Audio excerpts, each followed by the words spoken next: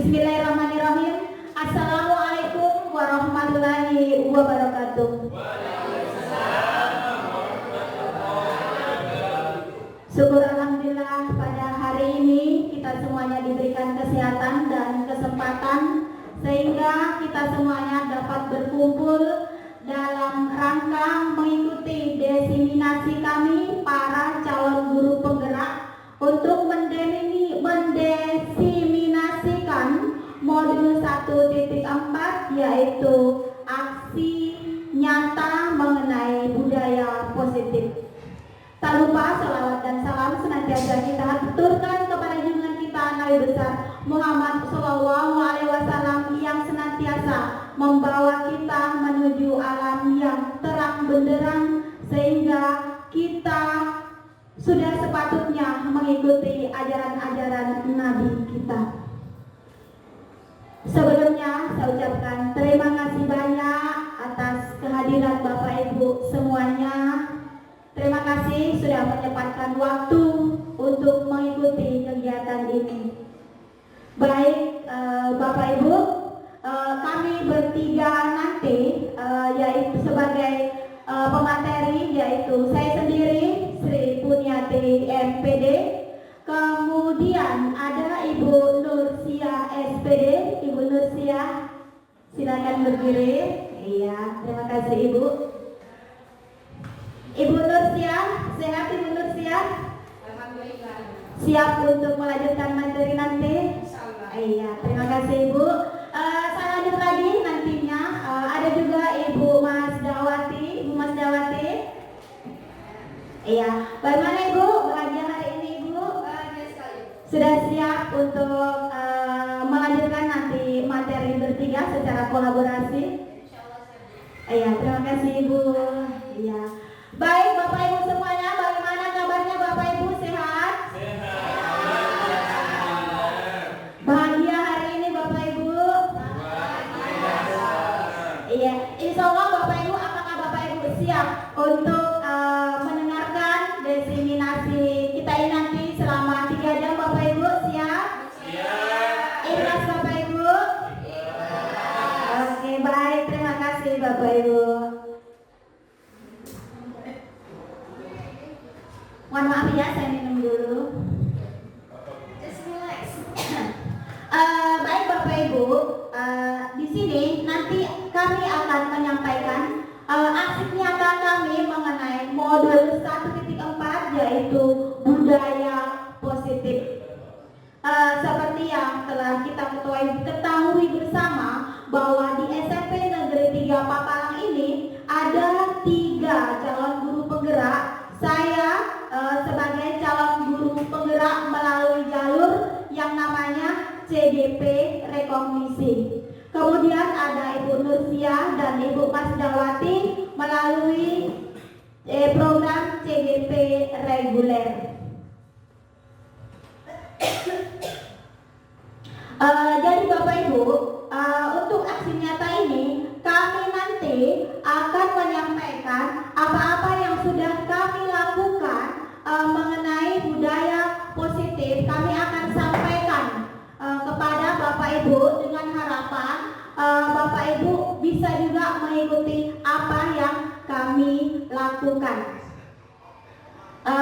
Baik Bapak Ibu, untuk yang pertama saya mengharapkan Bapak Ibu, mari kita sama-sama merubah mindset kita, dan inilah yang saya lakukan semenjak saya mengikuti program guru penggerak ini. Baik Bapak Ibu, yang terakhir ada pertanyaan? Pak Saidi barangkali? Tidak ada, alhamdulillah. Bapak Ibu semuanya, terima kasih untuk waktunya Bapak Ibu. Selanjutnya akan saya serahkan kepada Ibu Mas Dawati atau Ibu Nursia untuk melanjutkan materi selanjutnya. Bapak Ibu sambil menunggu pemateri berikutnya, silakan dimakan kuenya, silakan diminum tehnya. Yang mau tambah teh, kopi, dan kuenya silakan diambil Bapak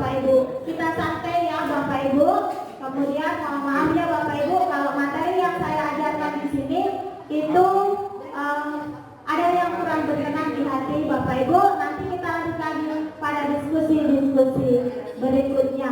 Silakan Ibu Sia atau Ibu Masdawati. Bismillahirrahmanirrahim. Assalamualaikum warahmatullahi wabarakatuh. Masih semangat Bapak Ibu? Oke, sebelum kita mulai saya minta tepuk tangannya dulu dong, bisa? Terima kasih. Nah, saya di sini saya akan melanjutkan apa yang Ibu tadi Bu Sri Punyati sampaikan, yaitu tentang yang tadi pertama nilai-nilai budaya positif ya, disiplin positif dengan restitusi hukuman. Dan untuk saya agak gini grogi. Saya akan membahas tentang keyakinan kelas. Nah, sebelum kita mulai, kira-kira ketika melihat keyakinan kelas, apa yang terlintas dalam pikiran Ibu? Coba. Apa itu keyakinan kelas? Yakin bisa. Yakin bisa. Oke, yang lain ini Bapak-bapak bisa? Kemampuan pengelolaan kelas. Kemampuan pengelolaan kelas. Yes, that's exactly. Jadi, keyakinan kelas itu adalah sebuah peraturan yang kita buat dalam lingkungan kelas sebelum kita memulai proses pembelajaran. Mengapa keyakinan kelas? Kenapa bukan peraturan kelas? Mengapa? Kira-kira apa jawabannya? Karena keyakinan kelas ini dia lebih kepada ini adalah sebuah keyakinan, tidak memaksa. Tapi ketika peraturan itu mengikat dan semua itu harus dipatuhi. Oke, saya lanjut ya. Pembentukan keyakinan kelas. Nah, misalnya begini, Bapak Ibu sering tidak kalau misalnya kita sementara belajar, siswanya kadang susah diatur, sering ya, paling sering susah diatur. Kemudian ada yang kesana kesini, ada yang keluar masuk, ada yang sementara kita menjelaskan mereka malah ngobrol. Nah, disinilah fungsi dari keyakinan kelas ini. Kenapa? Dengan adanya keyakinan kelas ini, sebelum kita memulai pembelajaran, anak-anak akan mematuhi apa yang telah kita buat. Jadi ini semacam semacam peraturan yang harus mereka penuhi. Keyakinan, maaf ya saya melibat. Keyakinan yang harus mereka patuhi sendiri dan ini harus berasal dari siswa. Keyakinan kelas ini tujuannya apa? Kita mengajarkan kepada anak-anak untuk bertanggung jawab dengan apa yang mereka ucapkan dan juga untuk pembelajaran ini supaya berpihak kepada murid seperti yang tadi dijelaskan oleh Ibu Sri Punyati bahwa pembelajaran itu harus berdiferensiasi. Jadi kita mengikuti apa maunya anak-anak. Nah, bagaimana cara membuat keyakinan kelas? Pertama, keyakinan ini harus abstrak.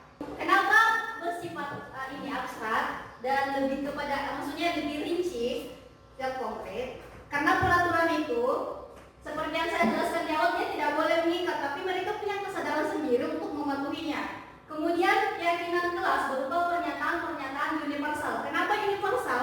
Jangan sampai kalau kita mengambil peraturan misalnya daerah Papawan, nanti kasihan yang orang mandar, saya sendiri ya, saya orang mandar, saya tidak mengerti. Jadi peraturannya itu harus yang universal, biar mereka semua paham. Kemudian pernyataan keyakinan kelas senantiasa dibuat dalam bentuk yang positif. Kembali lagi, kita ini akan mengamalkan budaya positif. Jadi harus dalam membuat keyakinan kelas bentuknya harus yang positif. Kemudian, nah ini yang paling penting, keyakinan kelas tidak boleh banyak. Karena kalau banyak, itu siswa akan pusing mikirnya. Ini peraturannya saking banyaknya kita bingung yang mana dulu. Dan keyakinan kelas sebaiknya sesuatu yang dapat diterapkan di lingkungan tersebut. Misalnya di sini ya. Paling sering saya dapati itu di sini siswanya sering berbahasa Mamuju dan saya kurang paham bahasa Mamuju meskipun saya sudah selalu di sini. Dan itu kalau misalnya anak-anak kadang memakai bahasa daerah, kita kurang paham. Takutnya kita merasa ini mengejek padahal sebenarnya siswanya memuji. Nah, makanya kenapa keyakinan kelas itu bisa diterapkan di lingkungan tersebut misalnya pakai bahasa Indonesia karena supaya tidak ada salah paham di antara kita. Next. Kemudian semua warga kelas hendaknya berkontribusi. Nah, ini yang paling penting. Di sini kita akan melihat siswa itu ternyata maunya seperti apa. Jangan sampai kita buat peraturan anak-anak kalian harus seperti ini dalam kelas, tapi ternyata mereka tidak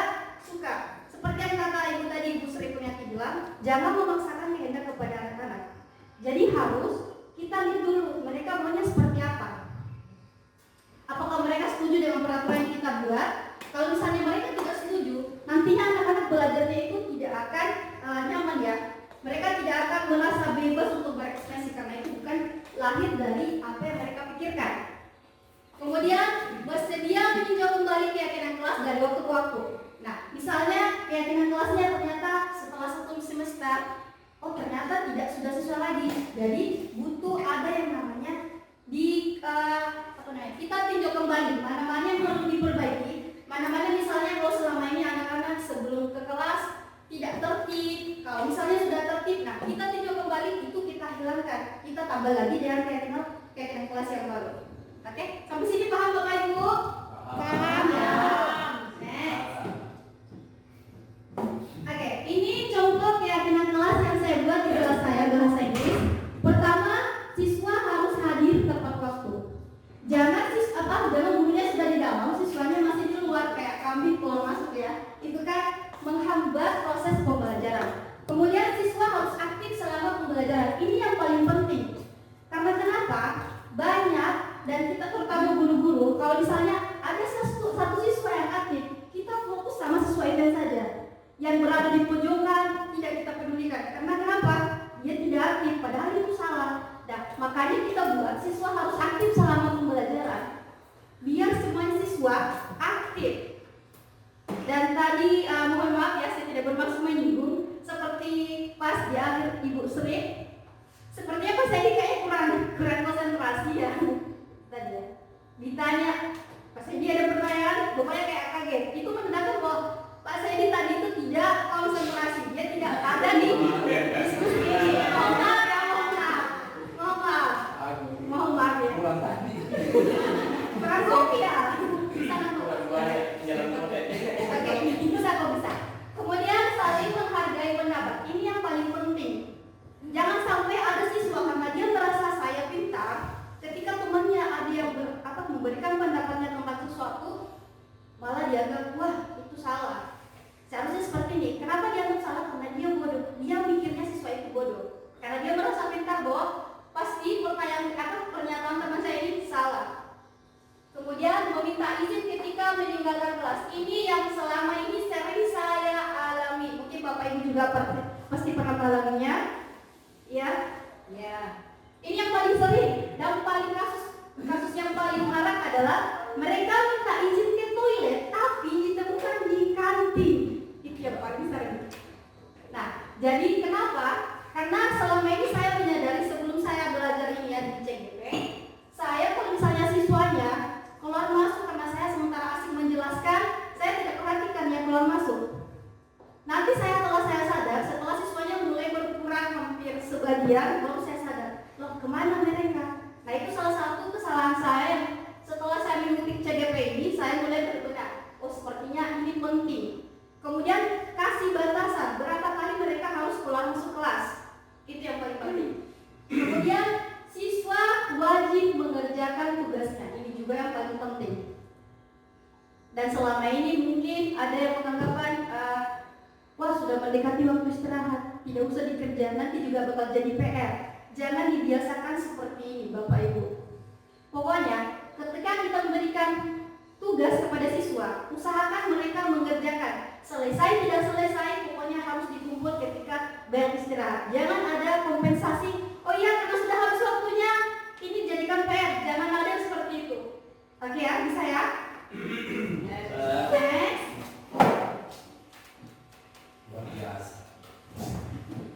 Oke, nah ini kegiatan yang tampak dari aksi nyata. Misalnya datang tepat waktu. Ini yang tampak dari siswa. Kemudian menyapa teman dan guru setiap hari. Ini yang tampaknya. Ini merupakan pendalaman dari keyakinan kelas maksud saya. Kemudian mengembalikan barang teman setelah dipinjam dan mengucapkan terima kasih. Mungkin poin ini yang perlu kita perhatikan. Karena banyak pengalaman saya ketika mengajar, ada temannya tidak punya pulpen. Tapi apa yang terjadi? Mereka malah maksa minjam pulpen temannya. Sering, paling sering seperti itu. Dan yang paling sering terjadi, pulpennya bukannya dikembalikan tapi dimasukkan ke dalam tas. Itu yang paling sering dan sering saya alami juga pada saat sekolah. Nah ini yang perlu kita benahi dari anak-anak. Bagaimana caranya mereka diajarkan untuk bertanggung jawab dan mengembalikan sesuatu yang bukan barang milik mereka. Kemudian kita tampaknya sering hadir terlambat. Ini yang mungkin jadi PR kita selama ini, masih banyak siswa yang seperti sering dilakukan Ibu Nursia. Ketika apel pagi masih banyak anak-anak yang belum apel pagi. Karena mungkin mereka mikir untuk apa apel pagi, tidak ada faedahnya, tidak ada manfaatnya. Padahal itu kita mengajarkan disiplin tepat waktu kepada anak-anak. Kemudian tak acuh kepada teman dan guru. Ini saya jadi ingat sama siswa saya, Muhammad Alvin. Ini Muhammad Alvin dalam kesehariannya memang dia seperti itu. Dia tidak ada interaksi dengan teman-temannya, bahkan kepada guru. Ketika gurunya lihat, dia malah kayak lari, entah. Padahal dia tidak berbuat salah. Cuma setelah saya dalami anak ini, ternyata ini akan nanti kita bahas. Ternyata anak ini dia krisis kepercayaan diri. Setelah saya tanya, saya sempat pada saat dia bermasalah kemarin mempraktekkan segitiga restitusi, saya tanyakan, ternyata saya dapat masalahnya. Anak ini sebenarnya tidak malas, tapi dia krisis kepercayaan diri. Oke. Kemudian ada tidak mengembalikan barang yang telah dipinjam dan meletakkan sembarangan. Ini masih mending jika dia meletakkan sembarangan. Tapi kalau misalnya diambil, itu yang menjadi masalah. Karena dia sudah mulai mengakui sesuatu yang bukan hak milik mereka. Jangan sampai ini terus sampai mereka dewasa. Itu yang ditakutkan akan menimbulkan perilaku-perilaku yang negatif. Selanjutnya Bapak Ibu ya. Lanjut. Nah ini 5 pengingat penting. Penting untuk mengingatkan siswa kita untuk selalu bersikap jujur. Kemudian bertanggung jawab dengan apa yang telah mereka lakukan.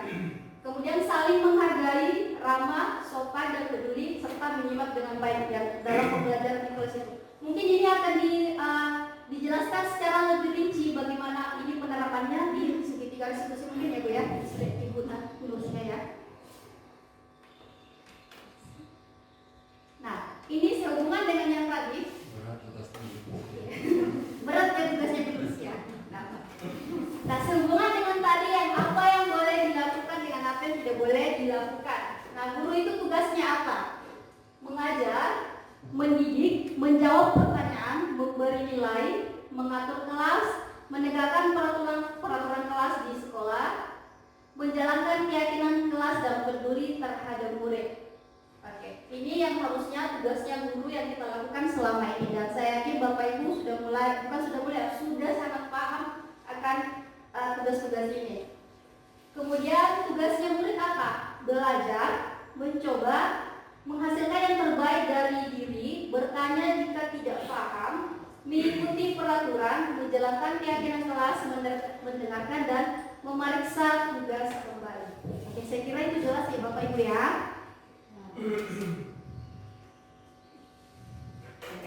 Nah ini yang bukan dari tugas guru dan bukan tugas murid. Saya kira ini sangat jelas karena siapapun guru tidak mungkin menyakiti ataupun ingin berniat jahat kepada siswanya.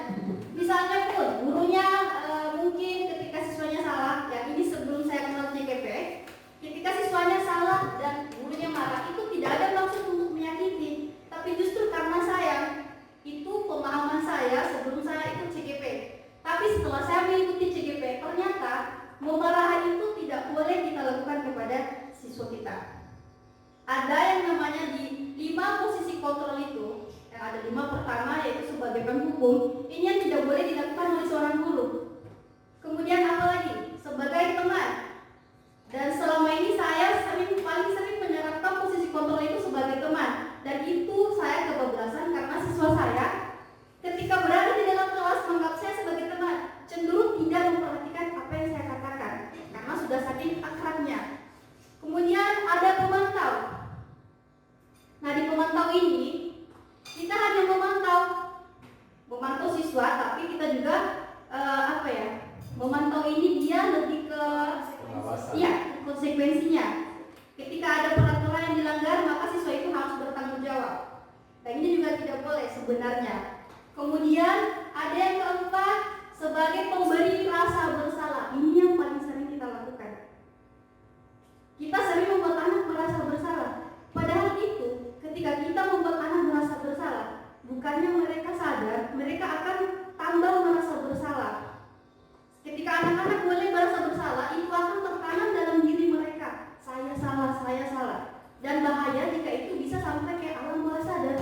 Nah, itu akan terbawa sampai mereka dewasa. Nah, kemudian yang paling terakhir, tidak ada di sini ya, nanti akan dijelaskan, itu adalah manajer. Posisi ini yang paling seharusnya kita lakukan sebagai seorang guru. Kita harus bisa memanage. Nah, di sini posisi ini, di posisi kontrol ini, guru itu dia tidak langsung menunjuk kesalahan siswanya, tidak, tapi bertanya kepada siswa. Nah, kamu salahnya apa? Kita tadi apa yang sebenarnya tadi Bu ya? Menetralisir ya, menstabilkan identitas. Jadi kita tanyakan dulu, anak salahnya di mana? Jadi kita tidak langsung, nak kamu salah, tidak. Biarkan mereka menyadari mereka salahnya di mana. Kemudian biarkan mereka menyadari apa yang harus saya lakukan untuk bisa menebus kesalahan saya ini. Apa yang harus saya lakukan? Nah, di situ di posisi manajer ini, anak selain bisa menyadari kesalahannya, mereka juga bisa menyadari apa yang harus saya lakukan untuk memperbaiki ini dan konsekuensinya apa. Jadi di sini posisi manajer memang yang seharusnya bisa dilakukan oleh guru-guru dalam menghadapi siswa yang dalam kategori bukan nakal ya, tapi butuh perhatian.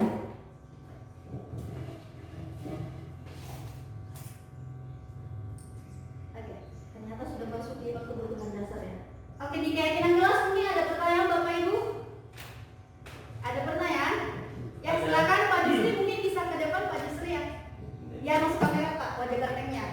Oh gitu. Iya. Di sini saya yang boleh Pak catatan saya. Oh, catatannya ya. Oke, enggak apa-apa. Di HP saya Iya, ya. harus dibaca kalau saya tidak bawa kertas. Oh ya, enggak apa-apa. Langsung saja Bu. Ya. Oke, baik, terima kasih Bu Mahfuza. Ini cukup sangat bukan cukup ya, sangat menarik penjelasannya tentang materi keyakinan kelas. Ya. Namun saya mungkin mau penjelasan lebih bagi saya. Antara tadi dijelaskan keyakinan kelas dengan peraturan itu berbeda, ya.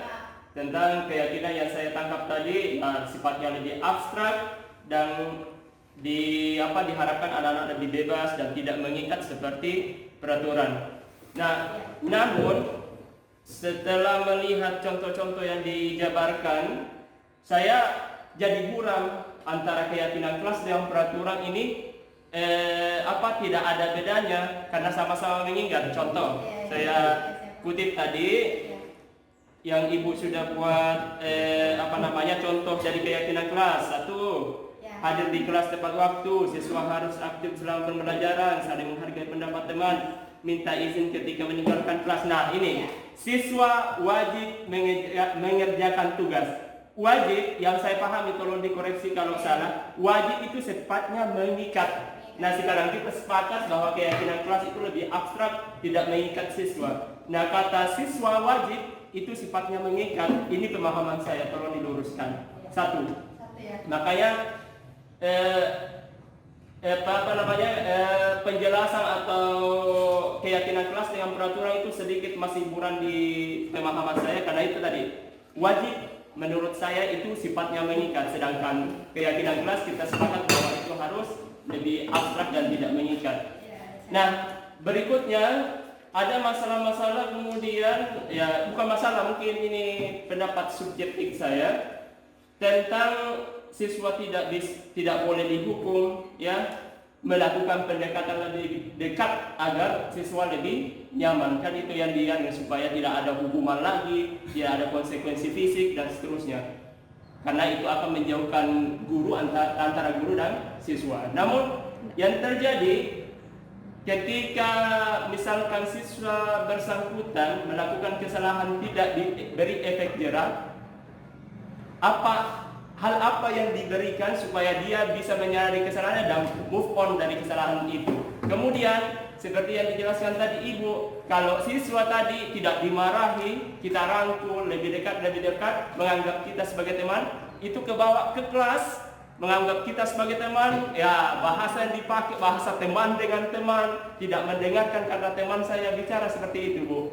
Jadi itu yang masih membuat saya buyar tadi. 1 itu tadi antara keyakinan dan peraturan masih buram karena wajibnya tadi itu masih mengikat, kemudian tadi itu tidak menghukum, melakukan pendekatan, justru melahirkan hal-hal yang membuat siswa itu melanggar aturan ya. Mungkin singkatnya seperti itu.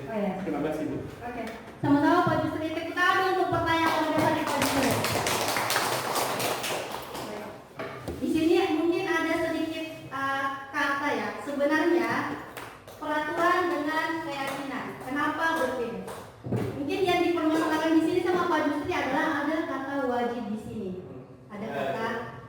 wajib mengerjakan tugas. Nah, perlu saya tekankan, mungkin saya miss di sini menjelaskan bahwa keyakinan kelas ini siswa sendiri yang mengatakan, Ibu ini peraturannya, bukan peraturan, ini keyakinannya. Jadi bukan dari guru. Guru kita tinggal nanya, nah kalian mau kelasnya seperti apa?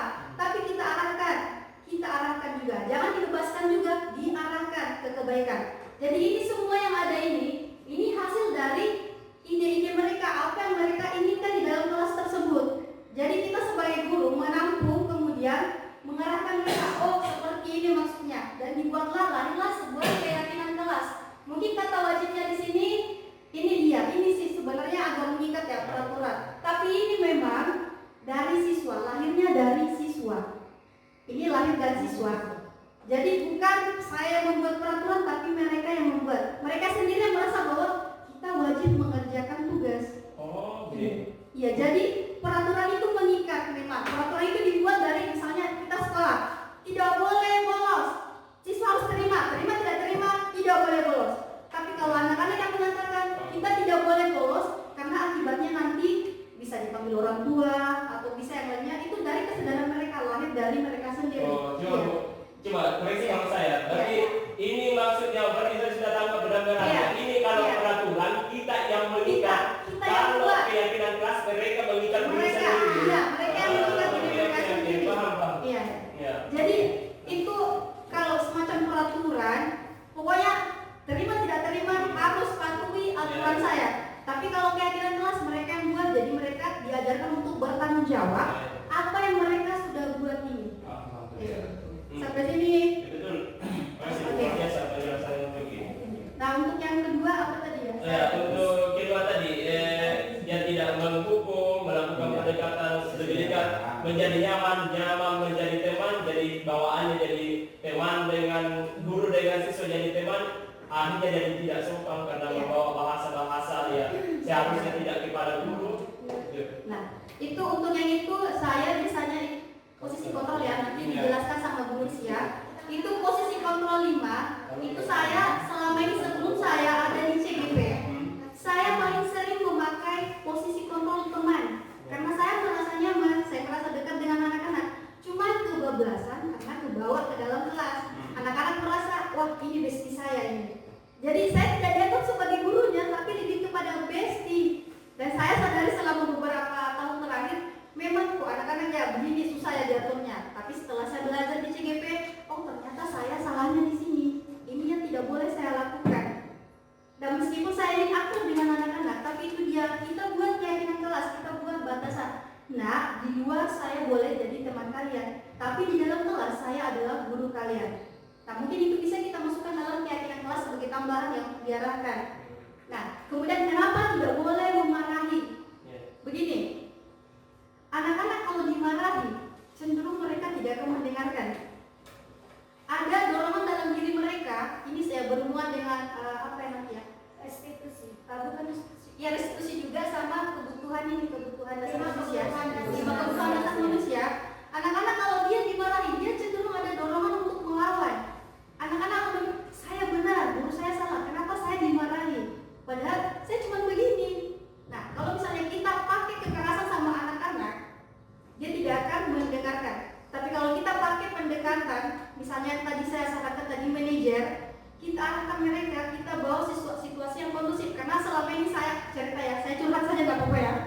Sama Alvin, ini kalian seperti teman-teman semua tahu, Alvin itu selama dari kelas 8, kelas 9 itu, Masya Allah, luar biasa. Saya sudah menyerah menghadapinya. Saya sudah pakai berbagai cara, sudah saya marahi, sudah saya panggil orang tuanya. Saya belum ketemu ini apa masalahnya anak-anak ini? Kenapa dia selalu bolos? Dia kenapa? Apa yang terjadi sama dia? Nah, setelah saya coba praktekkan restitusi ini, saya panggil baik-baik, saya ajak dialog, saya ajak santai, saya cerita-cerita sebelum masuk ke intinya, saya dapatkan ternyata dia krisis kepercayaan diri. Itu yang pertama saya dapat. Dan kemudian yang kedua, dia haus akan pengakuan. Kemudian yang ketiga, orang tuanya, mohon maaf, ini dia kurang kasih sayang. Dia kurang kasih sayang dari orang tuanya. Kenapa?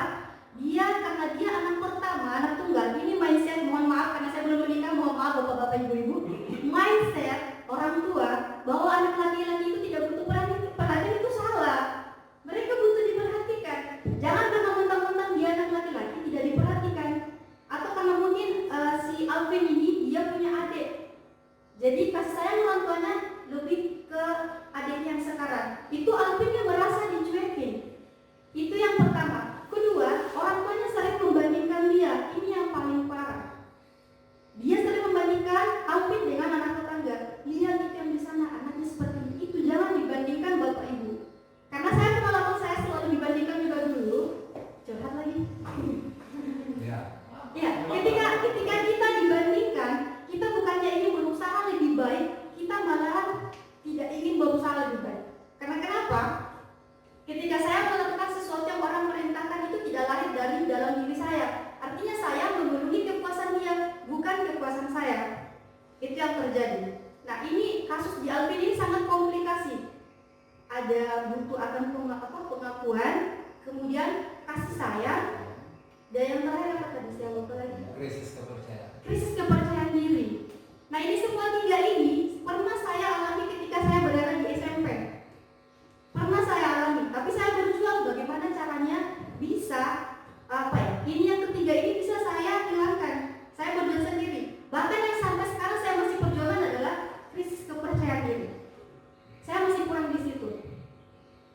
Nah, tapi setelah berada di CGP saya mulai menyadari ternyata sikap negatif yang anak-anak tunjukkan selama dalam kelas itu karena mereka kekurangan dari 5 kebutuhan dasar manusia. Nah, ini katanya di CGP, teori siapa ya?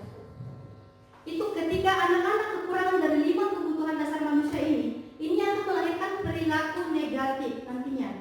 Misalnya dia kurang kasih sayang, dia akan melakukan apa di sekolah? Biasanya dia cari perhatian lewat gurunya mungkin atau mengganggu temannya. Karena setelah mereka diganggu, orang tuanya bakal datang. Maaf. Setelah dia mengganggu temannya akan melapor kepada guru, kemudian guru akan memanggil orang tuanya. Dan di situ baru dia akan mendapatkan perhatian. Ini kayaknya terlalu panjang ya penjelasannya Bapak ya? Mohon maaf. Mohon maaf. Terlalu panjang penjelasannya ya? Aduh maaf ya. Aduh saya kebablasan. Minta maaf. Bagaimana Anda sedikit maaf? Sudah luar biasa Bu ya. Iya. Saya sudah dapat berang-berangnya tadi. Yang tadinya kurang-kurang jadi sekarang sangat Alhamdulillah. ditambah dengan pengalaman hidup yang luar biasa. Ya, semua orang punya kisah hidup tersendiri Ya, Pak. Dan saya kisahnya yakin sama, jadi artinya kisah hidupnya itu nyata betul. Ya. Jadi kita yang merasakan itu terbawa suasana itu. ya, saya terbawa arus.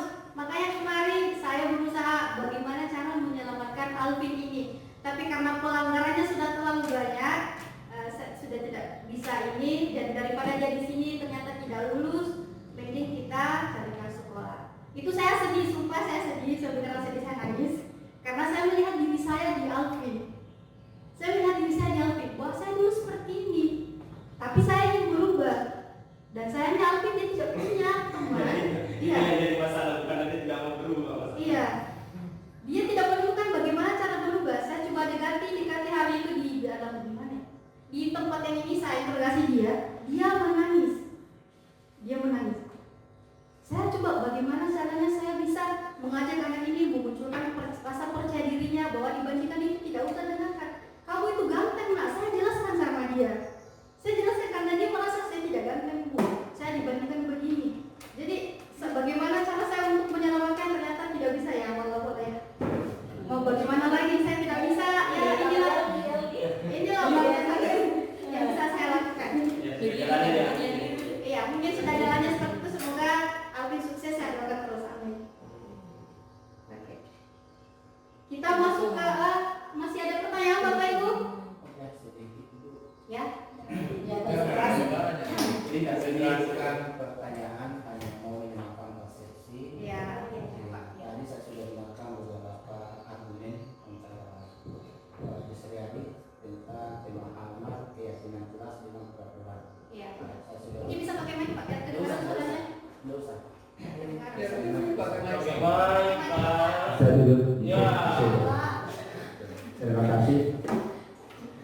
Jadi tadi saya sudah sampaikan, ini bukan pertanyaan tapi hanya mau yang menamakan persepsi. Kalau bisa dianalisis sesuai dengan pengalaman kita di CGP.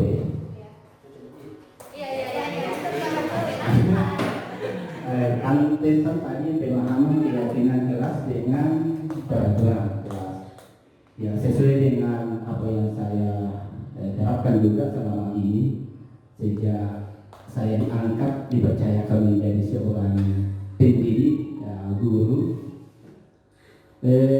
saya memulai di setiap pembelajaran selama ini yang saya terapkan di satu semester. Setiap memulai pembelajaran itu di satu semester itu saya adakan kontrak. Ya, kontrak. Ya. Nah, kontrak yang isinya ini adalah kalau di masa kuliah kita sudah alami bersama adanya kontrak perkuliahan.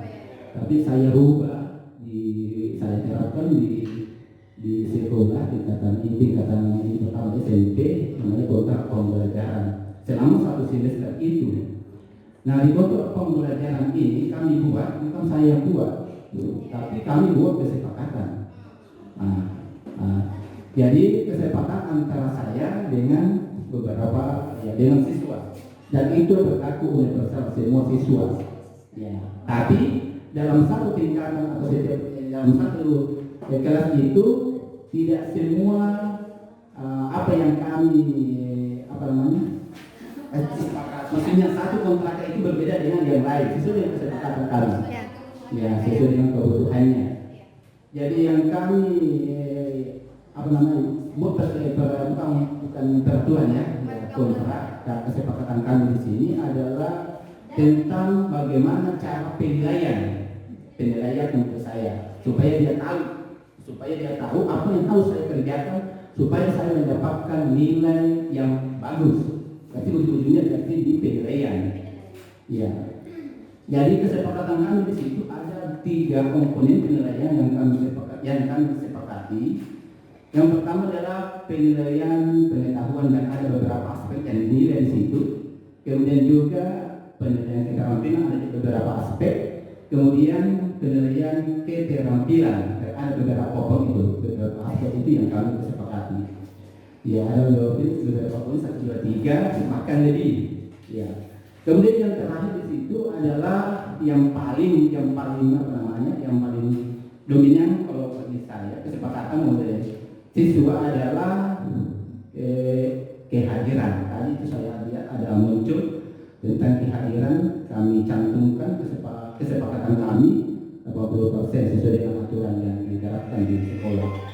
Ya ini bukan pertanyaan, hanya saya mau apakah ini termasuk peraturan atau keyakinan? Mohon analisis ini. Hanya itu yang saya mau.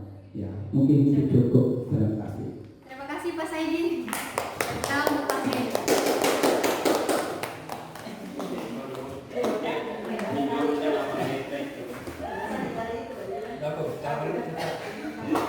Oke, luar biasa sekali. Saya jadi mengenal masa-masa saya di sekolah. Saya jadi ingat flashback.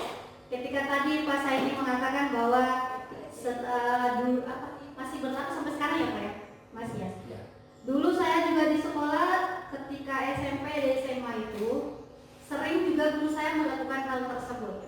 Saya baru ingat di mana kita di dalam ini pada saat awal masuk sekolah ditampilkan prasyarat naik kelas. Pertama ada kehadiran harus dalam 60%. Kemudian tugasnya masuk, kemudian nilai-nilai ininya segala macam seperti yang Bapak tadi sampaikan. Itu saya jadi mikir begini. Ini saya mau tanya Pak, itu Bapak sendiri yang buat atau anak-anak yang ini ikut terlibat? Tadi saya sudah sampaikan bahwa tadi membedakan peraturan dengan keyakinan. Jadi kami buat itu kontrak, buat kesepakatan. Kalau tidak setuju kita hilangkan, kalau setuju. Tapi itu sumbernya dari Bapak atau dari anak-anak? Ya ide. Idenya saya dari? menunjukkan ide itu pada saya. Ya. Kemudian saya sampaikan ke anak, apakah kira-kira setuju kalau seperti ini?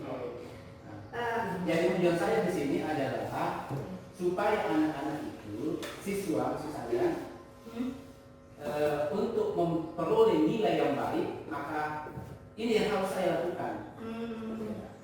Jadi kemudian juga beberapa proses yang sudah mendapatkan nilai seperti saya sampaikan ke mereka.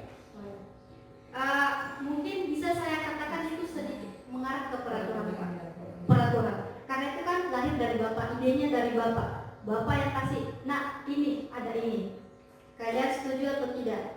Cuman kalau misalnya begini, kita langsung kasih anak-anak peraturan seperti itu, mereka jadi ngestak. Mereka tidak bisa mengeluarkan ide karena sudah ada diberikan pilihan. Meskipun mereka tidak setuju, itu dirubah. Tapi terkadang juga apa yang saya tampilkan itu, saya munculkan itu ada tambahan dari mereka, Ada tambahan. dan saya itu masukkan. Iya. Makanya tidak menutup kemungkinan satu tingkatan itu berbeda dengan yang lain. Sesuai dengan kebutuhan mereka ya. Oke. Ini tergantung. Saya bingung. Sedikit Bu, saya bisa mengatakan begini Pak, baik. Kita kan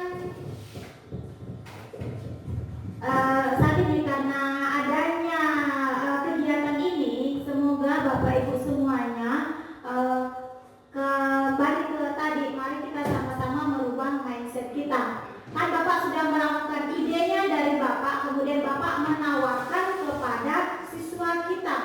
Sekarang mari kita balik. Ide dari anak-anak, kalau anak-anak misalnya tidak memberikan ide, silakan Bapak memberikan ide, dirubah. Yang dahulunya Bapak juga memberikan ide, sekarang dirubah dari anak-anak kita dahulu. Kalau anak-anak sudah tidak mempunyai ide, Bapak Ibu silakan kasih masukan sehingga itu menjadi sebuah keyakinan. Nah, itu yang harus kita rubah. Jadi apa yang sudah Bapak lakukan itu sudah mengarah ke keyakinan kelas. Hanya prosesnya saja itu yang perlu dirubah itu. Nah, seperti itu Pak. Terima kasih. Terima kasih Bu Sri atas masukan tambahannya dan juga Pak Teddy. Jadi seperti itu ya Bapak Ibu ya. Jadi dalam membuat keyakinan kelas itu harus lahir dari siswa dulu. Kasih mereka kesempatan, biarkan imajinasi mereka, kreativitas mereka, critical thinking mereka jalan.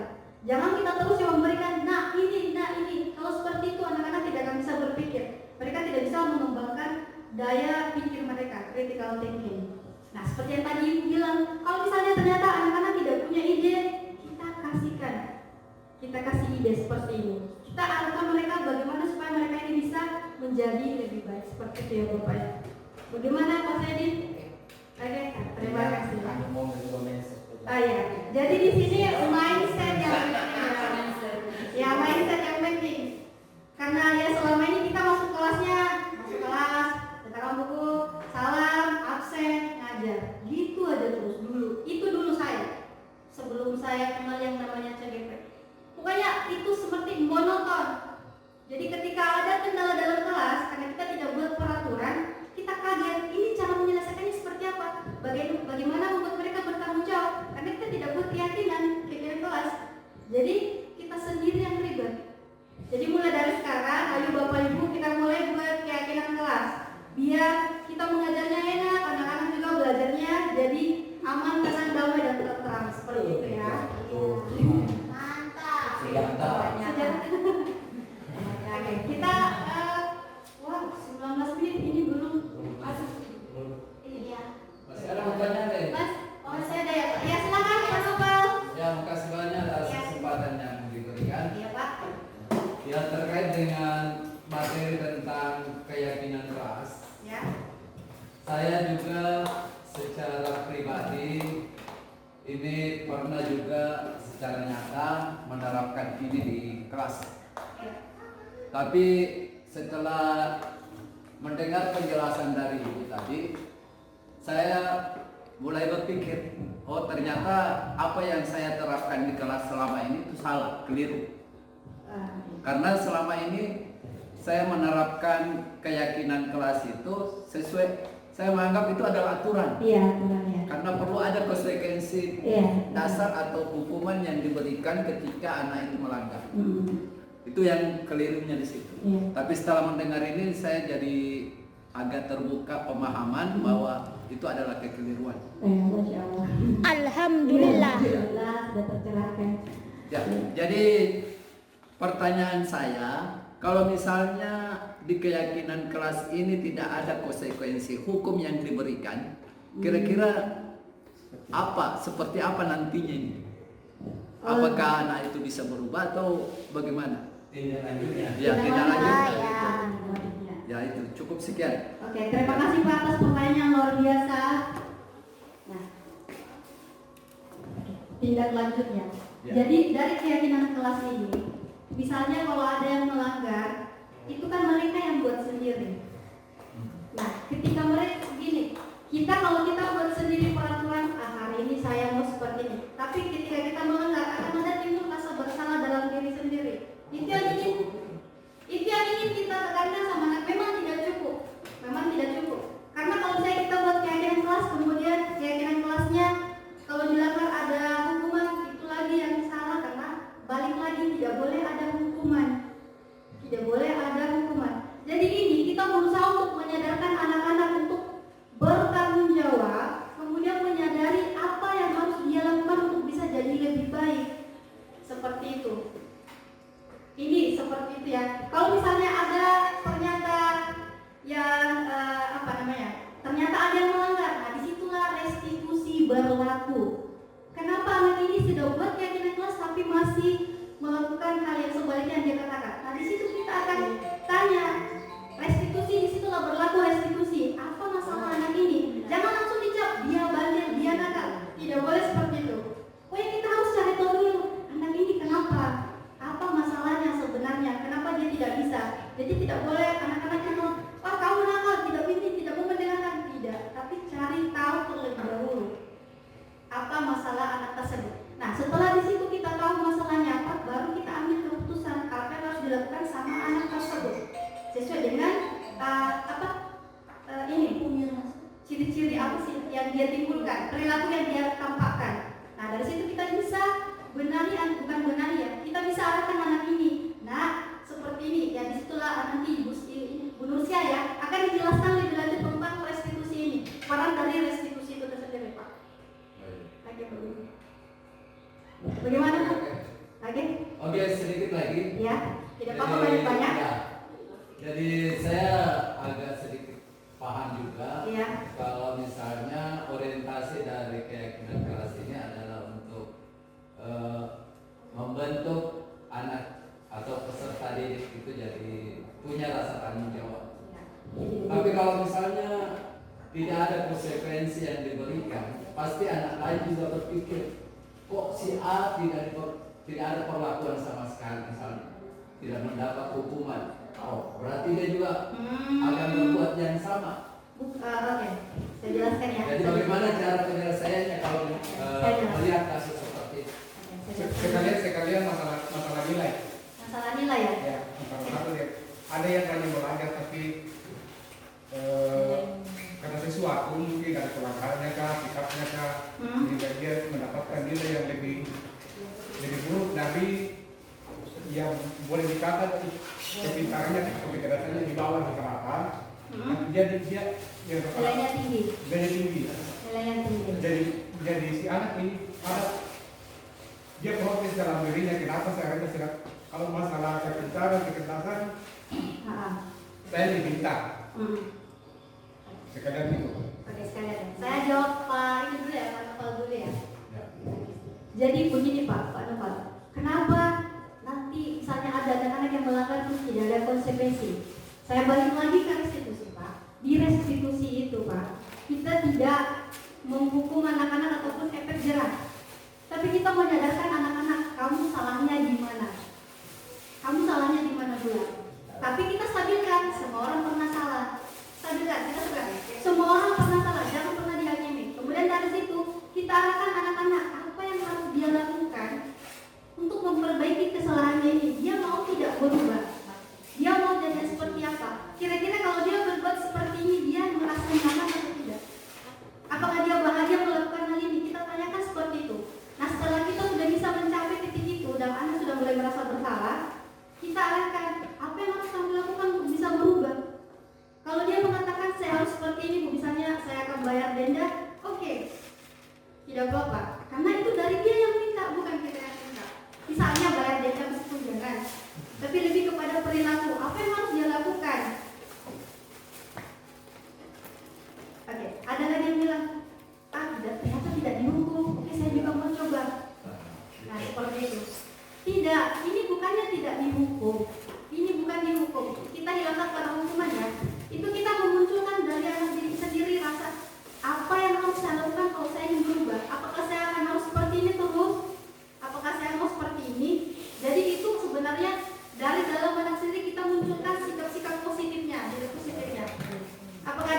seperti ini masa depannya dengan berbuat yang terus melanggar, atau dia memilih untuk memperbaiki kesalahannya dengan melakukan ini apa yang namanya ya, sesuatu yang dia munculkan sendiri. Kalau saya ingin berubah, misalnya contoh di restitusi saya buat itu kemarin, ada anak-anak yang memecahkan cermin temannya. Ini restitusi saya kemarin, Pak.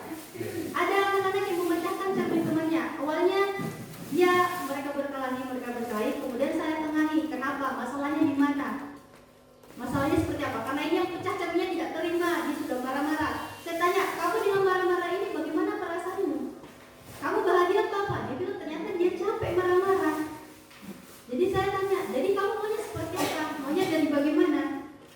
Nah, dari situ setelah kita bisa mencapai titik seperti itu, anak-anak akan sadar sendiri, oh ternyata marah-marah itu capek Bu, malah nambah masalah. Nah, jadi saya tanyakan, jadi kamu bagaimana? Kamu mau seperti apa? Dia bilang, oke, saya mau baikkan karena saya capek marah-marah dan ini cermin saya tidak usah diganti. Itu nanti mungkin bisa ditampilkan kalau, oh sayangnya waktu sudah sisa 11 menit lagi, saya tidak bisa tampilkan. Oke, untuk yang Bapak tadi ada, tapi tunggu dulu Bapak, bagaimana Pak? Jangan dijawab Oke, saya ini ya, make it clear saja. Ada siswa yang nakal, tapi nilainya tinggi. Terus ada siswa yang selama ini dia cenderung baik-baik aja, tapi kenapa kok nilainya rendah? Ini bukan salahnya ada di siswa, tapi ada, mohon maaf, bagaimana cara gurunya memberikan nilai? Mohon maaf, apakah dia hanya memasukkan nilai pengetahuan tanpa memasukkan nilai keterampilan, sikap dan yang lainnya? Jadi kita tidak boleh hanya lihat, oh hasil ujiannya, hasil ulangannya seperti ini, kemudian kita kalkulasikan itu ada nilai apa? Sebenarnya seharusnya tidak seperti itu. Kita harus lihat dulu, ada berbagai banyak nilai yang harus kita perhatikan. Jangan senyum-senyum gitu dong. Bagaimana? Jadi saya mohon maaf Bapak Ibu. Ku tahu aja Ricky. Oke. Iya, sebentar sebelum ditambahkan mungkin lebih berkaitan Bu. Ini penting sebetulnya ini poinnya. Nah, berkaitan tadi saya kaitan dengan masih bisa ini masih saya kaitan dengan pertanyaannya Pak Mafian, ini penting betul ya. Jadi bagaimana anak yang kurang dalam sikapnya tapi nyatanya nilai yang tinggi. Nah, pertanyaan berikutnya adalah ini penting menurut saya, korelasi antara nilai pengetahuan, keterampilan dan sikap. Sikap itu kan deskriptif bukan dalam nilai. Nah, misalkan contoh saja, pengetahuannya 80, keterampilannya 85, sikapnya misalkan C. Kira-kira untuk nilai hasil akhirnya ini, nilainya anak-anak itu kira-kira berapa? Maksudnya intinya adalah bagaimana korelasi nilai sikap masuk ke dalam nilai pengetahuan dan keterampilan. Itu intinya. Nah, itu juga karena itu nilainya deskriptif. Iya, silakan. Apakah di Ya, oke, saya paham maksud Bapak. Ya. Nah, itu juga yang sebenarnya dilema kita guru-guru. Karena selama ini penilaian kita memang yang langsung data itu. Kita cenderung pakai penilaiannya cuma pengetahuan. Tidak ada sangkut pautnya dengan nilai sikap selama ini. Ini kita cuma bilang, nilainya 90, ini tugasnya masuk. Tanpa melihat anaknya dulu, bagaimana perilaku anaknya. Itu makanya saya di kelas, saya kasih paham anak-anak. Percuma kau pintar, Ya. kalau sikapmu buruk. Iya, itu tepat sekali Pak. Ya. Jadi memang ya saya tambahnya Pak itu. Jadi memang seharusnya kita perhatikan nilai sikap juga. Jangan cuma dari nilai akademik. Karena nilai akademik itu apa sih? Nilai akademik kita bisa, you know what I mean? Iya. Maksudnya nilai akademik itu. I know that. Oke. Nilai akademik itu apa? Nilai akademik itu begini. Saya belajar dari pengalaman. IPK ya selama ini kita bangga-banggakan IPK 4, kita bangga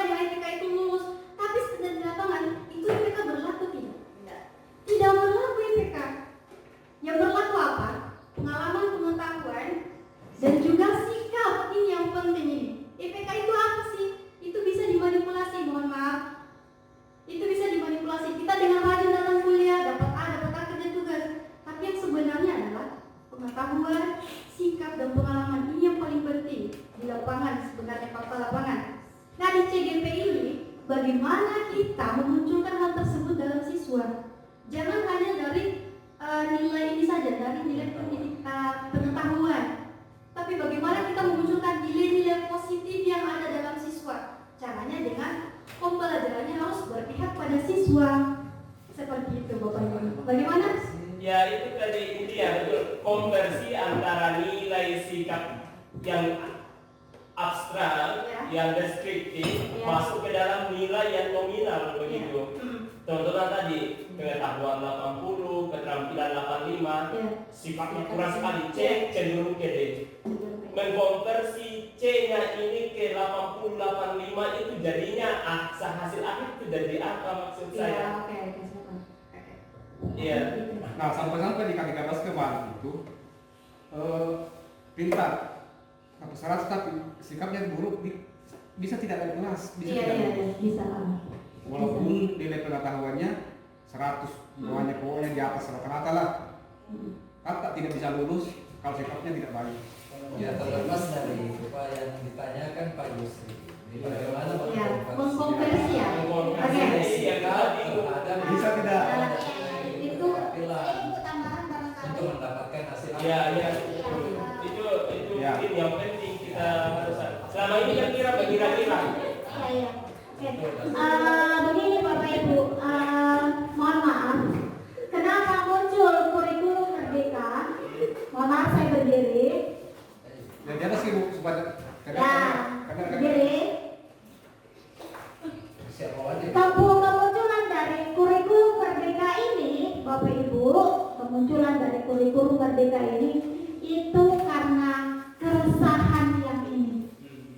Yang ditakutkan siswa kita pintar di pengetahuan, tetapi sikapnya belum tentu. Makanya di kurikulum merdeka ada namanya profil pelajar Pancasila yang sudah saya jelaskan tadi, beriman, bertakwa, mandiri, bernalar kritis dan lain sebagainya. Di kurikulum merdeka itu ada nilai P5. Ada nilai P5. Ada juga nilai sikap. Nah, di P5 ini P5 kan berkolaborasi dari seluruh guru mata pelajaran. Disinilah sikapnya bisa dilihat. Cuman kan kita menentukan sikap apa yang mau dinilai. Kemudian di kurikulum merdeka juga itu bukan lagi target kurikulum, tetapi materi-materi esensial. Disinilah Mas Menteri begitu menyempurnakan dari K13 menuju ke kurikulum merdeka karena masalah-masalah ini tadi. Jadi Bapak Ibu, mari kita sama-sama merubah lagi mindset kita. Dari yang K13 kemarin ada nilai pengetahuan, ada nilai keterampilan, ada juga nilai sikap. Kemudian di sini disempurnakan menjadi K13, menjadi kurikulum merdeka. Kurikulum merdeka inilah yang mengantarkan anak-anak kita menuju ke masa depannya. Bagaimana nantinya nanti. Makanya karakter di kurikulum merdeka itu lebih diutamakan. Kenapa ada profil pelajar Pancasila? Disinilah mengajar kepada anak-anak kita bagaimana nanti dia terjun di masyarakat. Itu yang diharapkan. Sehingga Bapak Ibu mengenai nilai tadi, oke lah nilainya katanya tinggi, sikapnya kurang bagus. Bagaimana kita mau berikan nilai berapa? Itu kan maksudnya. Kita mau kasih nilai berapa? Saya memberikan ide kepada Bapak Ibu, mari kita sama-sama membuat kesepakatan belajar di awal. Kita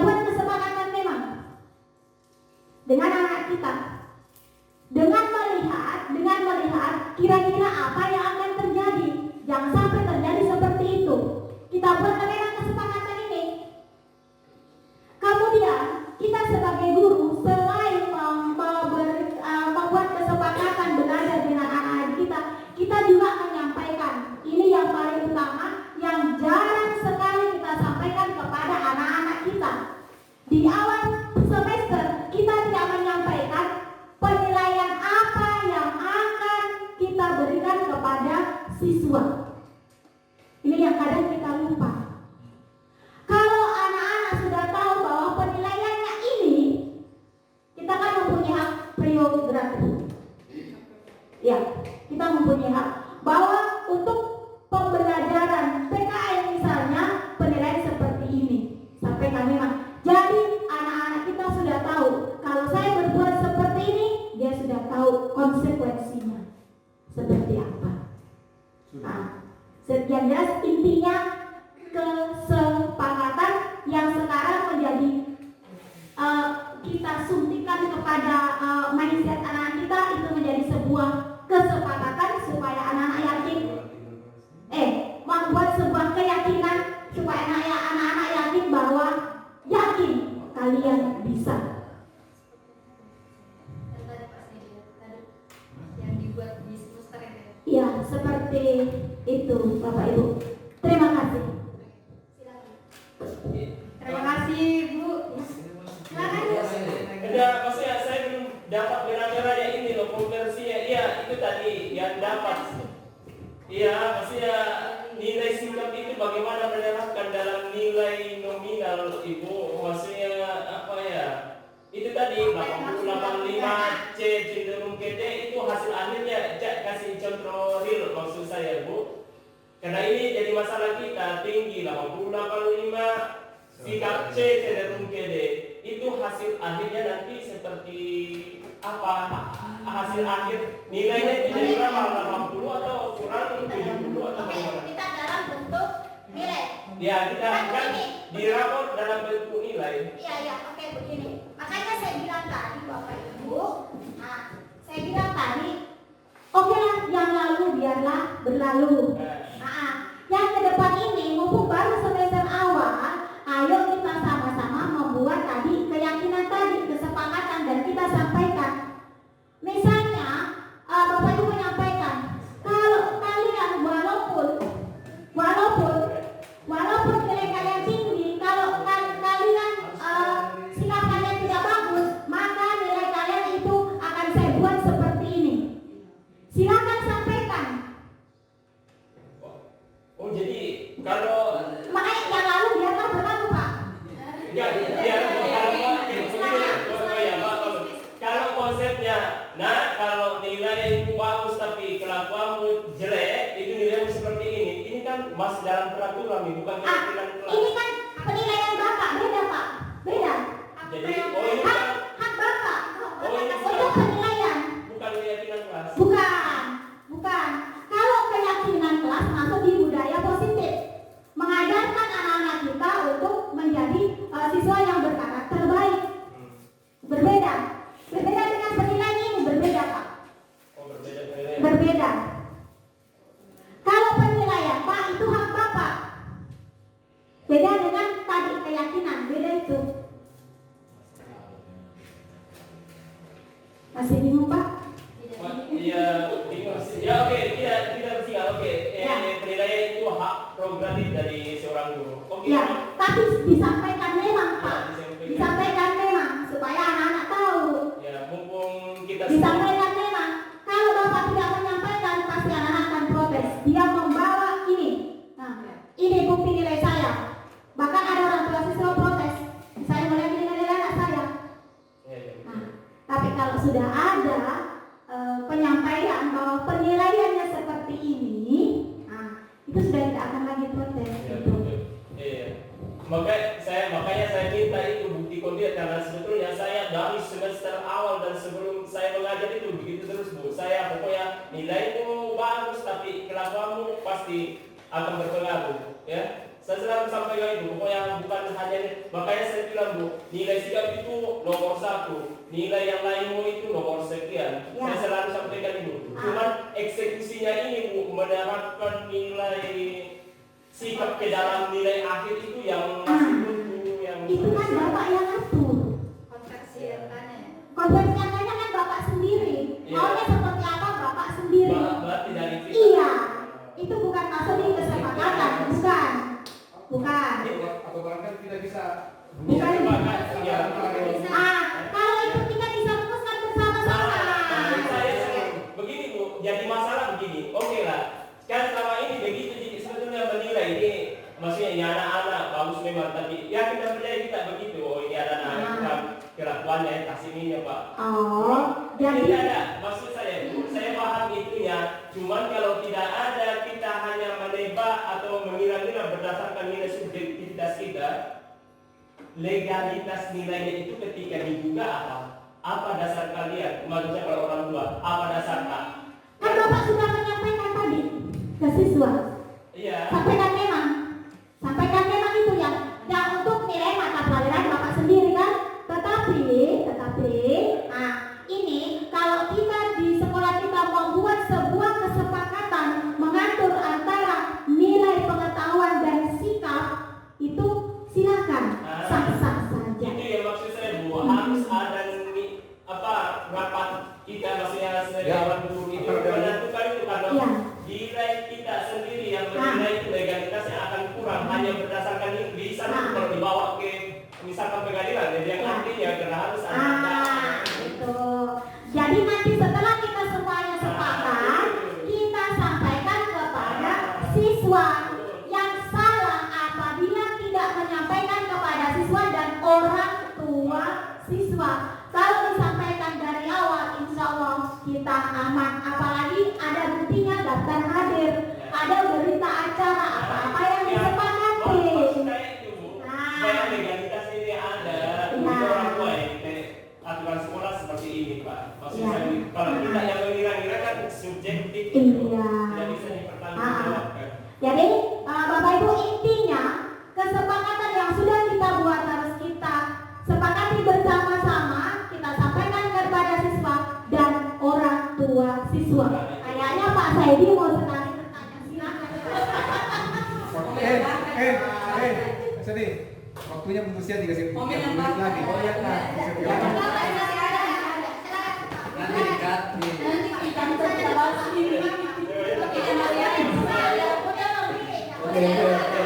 Oke. Di 5 menit saya. Iya. Yang pertemuan kita kali ini cukup seru. Kalau saya bisa minta satu bulan kita akan seperti ini. Ini kan nanti kita. Ini kan namanya ini kan apa namanya? Masing-masing itu berbeda pendapat. Tadi disampaikan oleh Pak Suryadi dia minta itu kasih akhirnya.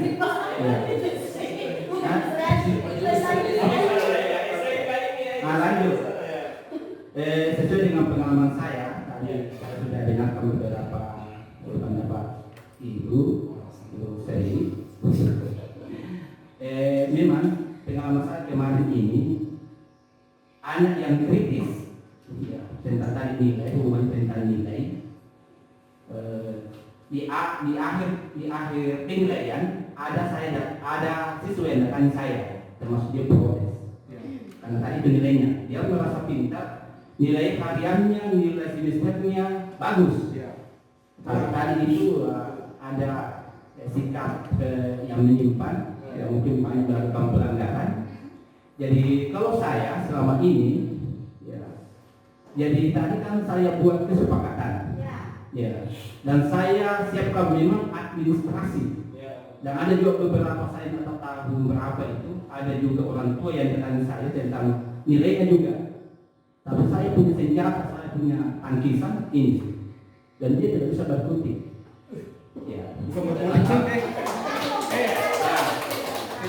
Nah itu satu. Dan saya memang buat surat pelanggaran dan berlaku semua siswa, bukan sekolah, tapi saya punya pribadi. Dan setiap siswa itu yang melakukan pelanggaran saya tulis. Itu kan sebuah sikap pelanggaran semua ya, semua itu. Jadi tadi saya sudah sampaikan penilaian kognitif pengetahuan itu kan ada beberapa aspek, nilai harian, nilai tugasnya apa semua. Kalau dia merasa pintar itu kan semua ditotalkan dan dibagi-bagi, kan itu sudah tahu semua itu analisisnya ya. Nah, sama dengan sikap yang selama ini pemberian sikap itu dalam bentuk deskripsi kriteria. Tapi kan tadi penilaian itu diberi apa ya? Haknya guru. Ya, jadi saya ini lebih banyak melakukan pelanggaran, saya bisa memberikan nilai seperti ini. Ya nanti itu nilai total untuk pengetahuannya saya tambahkan lagi itu dengan ini lagi. Kalau saya bagikan itu hasil akhirnya. Kalau saya selama ini. Tetapi harus disampaikan Iya. kepada. Dan itu saya sampaikan ke siswa dan itu tidak apa ya. Makanya selama ini yang merasa pintar itu ya seperti jadi ya baru dia paham. Ya, seperti itu yang apa ya saya lakukan selama ini. Jadi memang kita harus siapkan bukan cuma wali kelas, tapi guru mata pelajaran harus siapkan administrasinya itu untuk sebagai senjata kita ketika ada siswa yang datang polos kita atau orang tidak menutup kemungkinan ya orang tua siswa datang yang pengaruhnya bagus, ya dia akan bertanya kita itu jadi kalau ada itu ya. Karena ada juga jasa jadi dilema berkepanjangan untuk siswa. Pintar daripada dia, seperti akhirnya yang tidak aneh juga deh. Artinya ada rasa sudah belajar, untuk sebenarnya sudah kurang.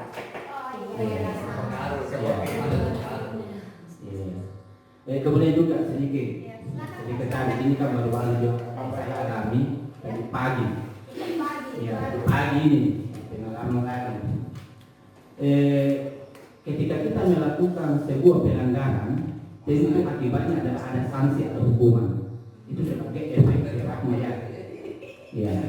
Kalau selama ini yang kita lalui selama ini kan ada siswa yang dikembalikan kepada orang tua itu kan termasuk apa ya? Efek jerak atau hukuman?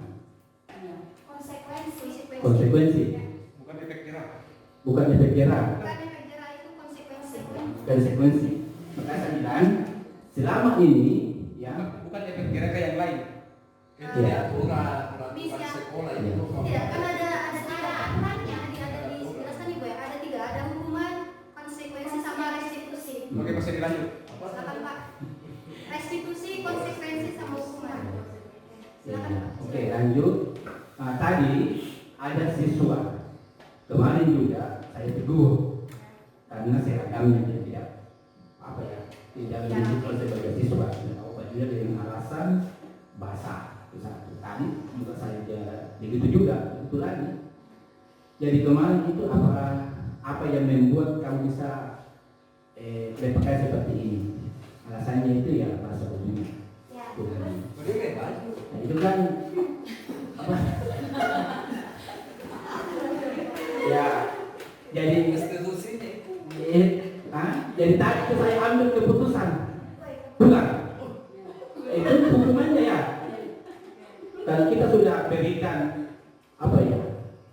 Pokoknya ya teguran, pendekatan, seandainya dimasuki apa ya? Kalau rumah, pokoknya dimasuki semuanya, tapi tidak ada pengaruhnya. Jadi tak ada berbuat lagi, ya saya bilang, kalau udah lagi mau kamu di sekolah seperti itu menemu, jadi saya suruh pulang.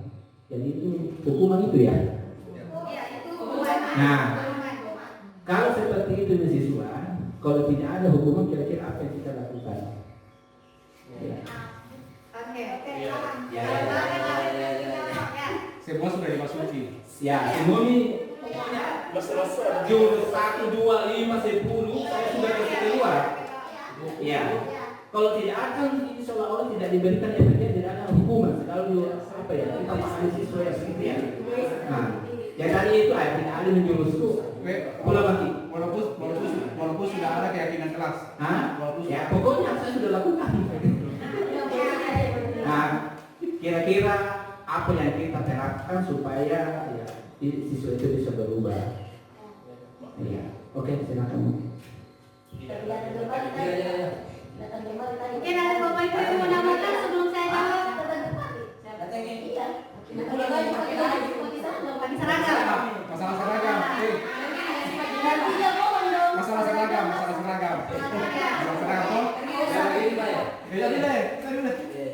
seragam. Kemarin saya kasih apa kemarin? Waktunya kami serikat sudah olahraga. Masuk di kelas di awal pembelajaran sebelum sebelum awal semester, saya sampaikan ke siswa, saya tidak terima siswa masuk di kelas kalau masih berpakaian olahraga.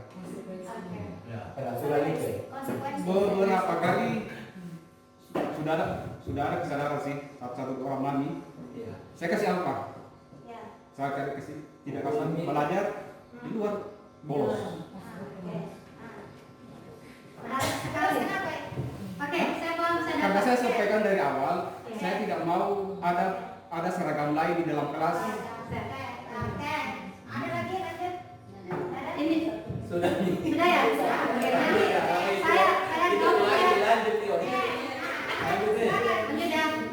Saya gabung ini saja pertanyaannya ya. Ya, saya Jadi masalah seragam sama yang tadi hampir sama sih, seragam semua. Nah, di sini tadi Bapak mengambil tindakan sebagai penghukum. Penghukum. Tapi dasarnya kan Iya. ada aturan sekolah. Iya, aturan sekolah benar. Penghukum begini. Saya tidak bilang seharusnya. Kan kemarin sudah didapat Pak, tidak pakai seragam. Seharusnya di situ kita berlakukan, tapi belum sih. Di situ berlakukan restitusi. Anak ini kenapa? Bapak sudah lakukan yang tahap pertama karena katanya bajunya basah. Katanya bajunya basah. Nah, harusnya Bapak lanjut lagi. Terus kalau misalnya basah, apa yang harus kamu lakukan? Seharusnya di situ kita Bapak kejar. Bagaimana anak ini supaya besok-besok tidak seperti itu lagi. Tapi Bapak tidak lakukan itu, justru cuman bilang kalau besok saya lihat begini saya ini. Itu penghukum. Pokoknya pendekatan. iya, Oh, sudah pendekatan. langsung kesembuhan loh. Oh, sudah pendekatan. Tapi Bapak cari tahu betul tidak? Iya, Kenapa? saya tahu makanya bilang Kak. Tidak, lanjut. Tanya lagi, apa lagi alasannya kenapa begitu lagi modelnya? Basah lagi bajunya. Masalah ini. Nah, dia bilang kayak ada untuk saya. Ya tidak ini kan cuma udah aku. Ya tidak bukan saya dapat ini. Saya suka. Tunggu dulu, saya tanya Pak. Bapak tanya tidak? Kalau misalnya besok bajunya basah tidak pakai seragam lagi, kira-kira tidak tanya, tidak seperti itu. Kalau misalnya besok lagi bajunya seperti Mungkin dengan kata-kata yang lain. iya, pakai bahasa yang ini. Misalnya kalau misalnya besok lagi kira-kira apa jawabannya? Tidak dipaksa, tidak tahu. Bukan jawaban itu, Pak. Bukan, jangan. Maksudnya siswa yang begitu. Iya. Ini, Pak. Jadi, ya, oke. Jawabannya, Pak. Jawabannya karena kan tidak. Iya. Iya. Oke, saya sampai. Saya paham ini. Ya, dia bilangnya saya tidak akan pulang. Tambah lagi. Bagusnya begitu. Kamu harus Iya. Nah, saya sudah kasih kedua pokoknya pendekatan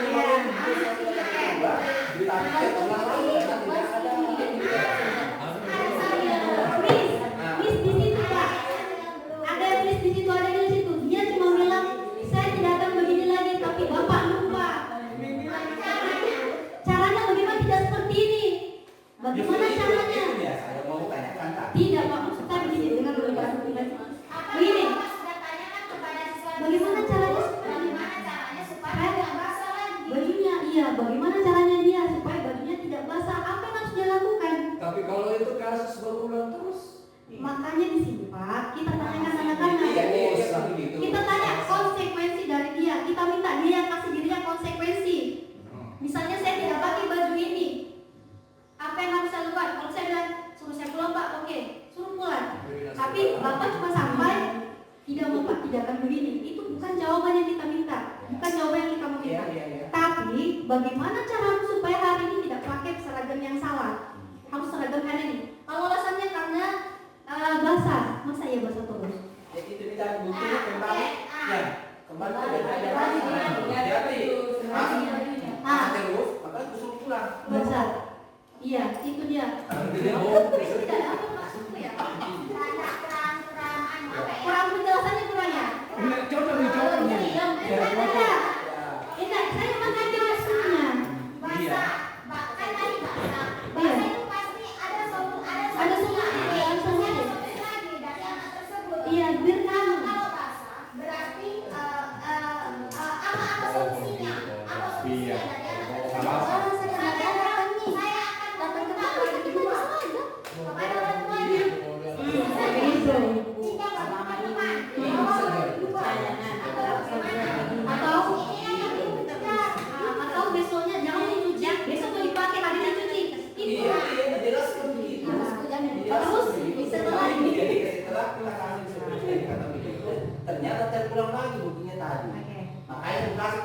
sudah belum di jurusan pendekatan apa semua ya, hukuman kena mati.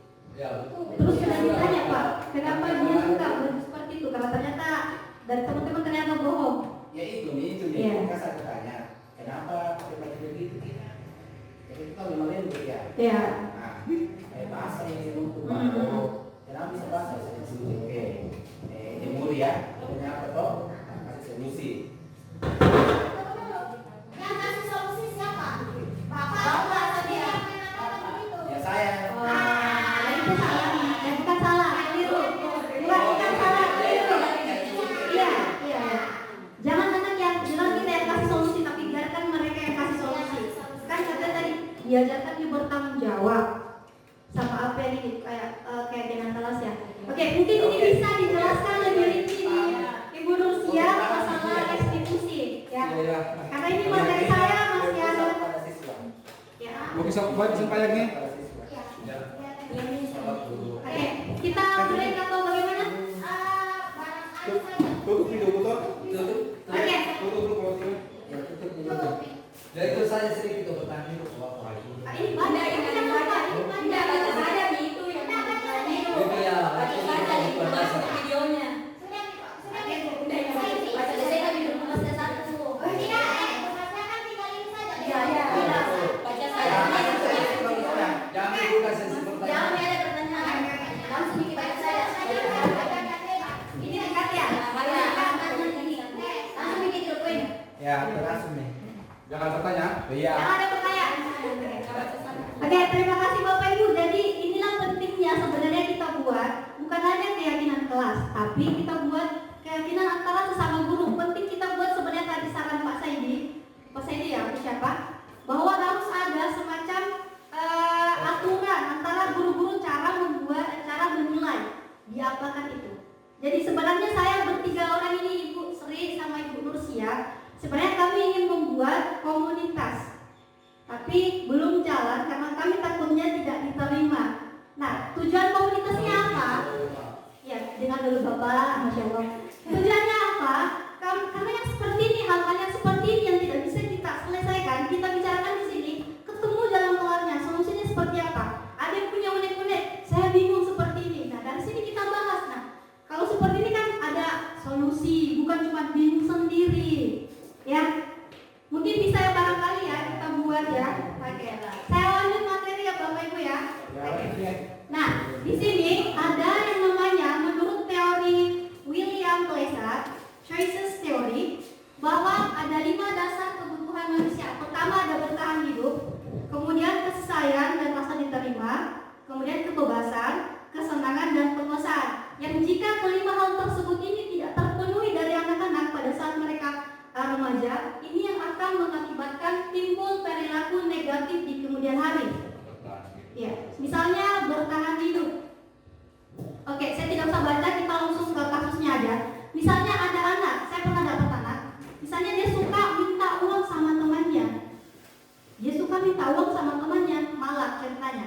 Nah itu kita jangan langsung bilang anak ini nakal, tidak. Cari tahu dulu kenapa dia minta uang. Mungkin misalnya dia tidak dikasih bekal sama orang tuanya, tidak dikasih uang jajan. Nah itu dia sementara bertahan hidup karena lapar. Oke ya. Saya next ya. Kemudian kasih sayang dan rasa diterima. Ini yang terjadi kasusnya pada saat saya menghadapi Alvin, Muhammad Alvin. Kasus saya lagi-lagi, dia kurang kasih sayang dari orang tuanya. Itu tadi. Karena kenapa? Karena dia anak laki-laki mungkin. Yang kedua, sering dibandingkan. Efeknya apa? Dia cenderung melakukan pelanggaran yang bisa kita sebagai orang wali di sekolah memunculkan untuk kita panggil orang tuanya supaya anak ini mendapatkan perhatian dari orang tuanya. Seperti itu.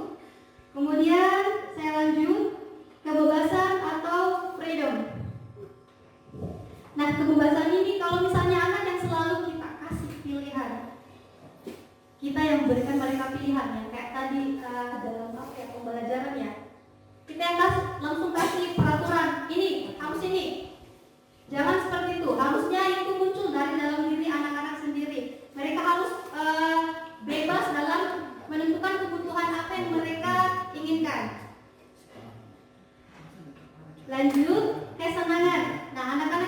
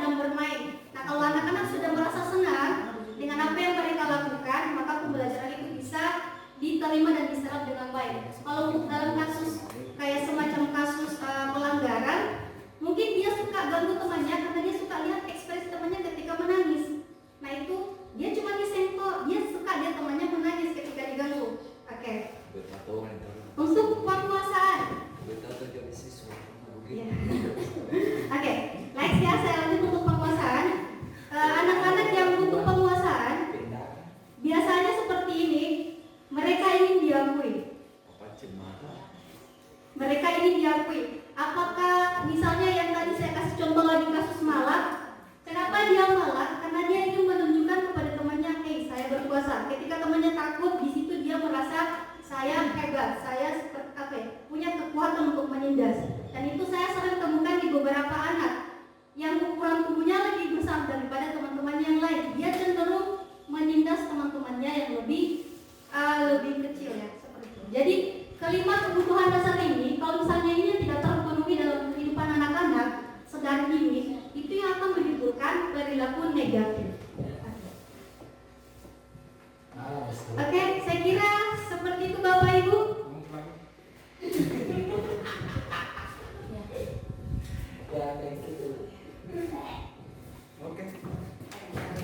Oke, saya kira seperti itu Bapak Ibu. Terima kasih atas perhatiannya, sungguh luar biasa hari ini. Begitu banyak antusias Bapak Ibu, pertanyaan-pertanyaan hebat dan luar biasa yang kita lakukan pada diskusi diseminisasi pada hari ini. Terima kasih saya ucapkan. Saya lanjutkan kepada Ibu Nursia untuk melanjutkan segitiga restitusi ya Ibu ya. Oke. Assalamualaikum warahmatullahi wabarakatuh.